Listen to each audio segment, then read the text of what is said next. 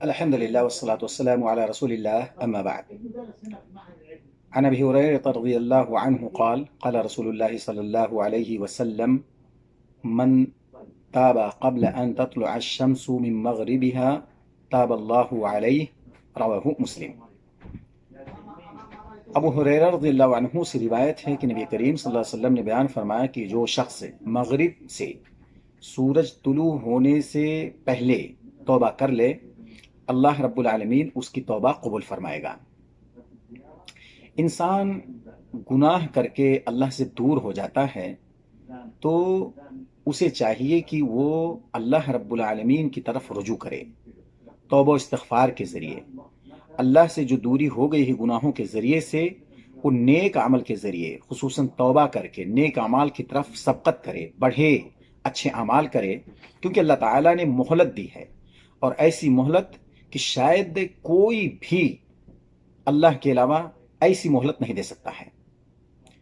جو مہلت اللہ رب العالمین نے ایک انسان کو دی ہے، ایک بندے کو دی ہے، اس لیے ہمیں گناہ کر کے مایوس نہیں ہونا چاہیے، چاہے وہ بڑا گناہ ہو، چھوٹا گناہ ہو، جو بھی گناہ ہو، ہر گناہ سے ہمیں توبہ کرنا چاہیے جس کی طرف اللہ رب العالمین نے رغبت دلائی ہے، اور یہ رغبت ایسی ہے کہ اگر ہم اس طرف آ جائیں تو اللہ رب العالمین ہم سے خوش ہوگا،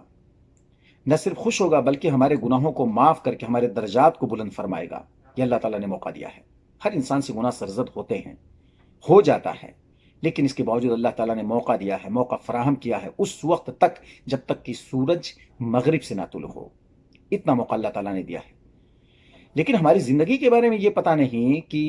ہم اتنی لمبی مدت زندہ رہیں گے، ہمیں تو اپنی موت کی خبر نہیں ہے، اس لیے ہمیں اس جانب یعنی توجہ دینی چاہیے کہ اللہ رب العالمین نے جو موقع دیا ہے،